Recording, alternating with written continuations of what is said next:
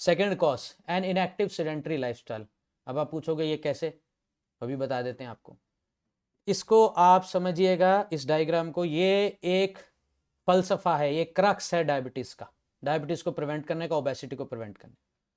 मान लीजिए हमारी एक फैक्ट्री है, फैक्ट्री में हमारे पास वर्कर्स हैं, हमारे पास रॉ मटेरियल यानी ग्लूकोज रॉ मटेरियल है, रॉ मटेरियल तो आ गया, बट हमारी जो भी हमारा तैयार प्रोडक्ट है इस फैक्ट्री का, यानी कि कुछ भी कह लो आप, जो भी आपकी फैक्ट्री बनाती है, हमारे केस में ये है कैलोरीज, यानी एक्सरसाइज करके, यानी कि हमारा अगर माल, तैयार माल मार्केट में बिकना कम हो जाए, उसकी सेल कम हो जाए, जैसे हम सेडेंटरी लाइफस्टाइल जीते, इस कुर्सी पे बैठे रहते हैं सारा दिन, हमारे मसल्स काम नहीं करते, तो हमारी सेल कम होगी। अब बताओ, अगर आपकी सेल कम होगी आपकी फैक्ट्री में, तो आप अपने वर्कर्स, यानी ये इंसुलिन रिसेप्टर जो आपके वर्कर्स हैं, आपकी लेबर है, इसको आप मेंटेन कर पाएंगे, सैलरी दे पाएंगे?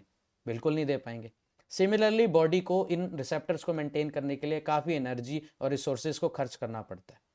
तो जैसे जैसे इसकी सेल कम होती है, हमारी ज़रूरत कम होती है, बॉडी ये रिसेप्टर्स की गिनती को कम करता जाता है, कम करता जाता है, कम करता जाता है।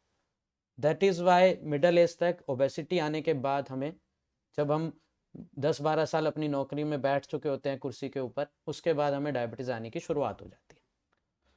अब इस रिसेप्टर को कैसे बढ़ा सकते हैं?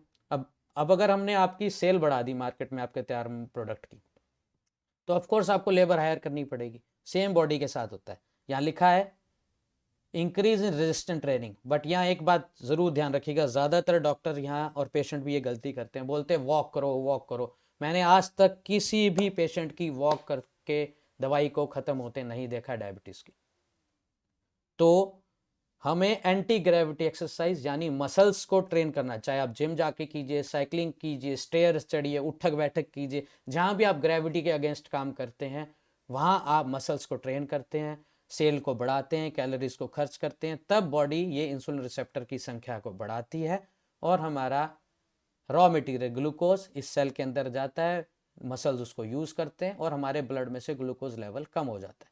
इसी अब हम सब जानते हैं एक्सरसाइज के फायदे, बट आज अगर हम ये साइंस को समझ जाएं एक्सरसाइज के, तो हम समझ पाएंगे कि कितनी ज़रूरी एक्सरसाइज है।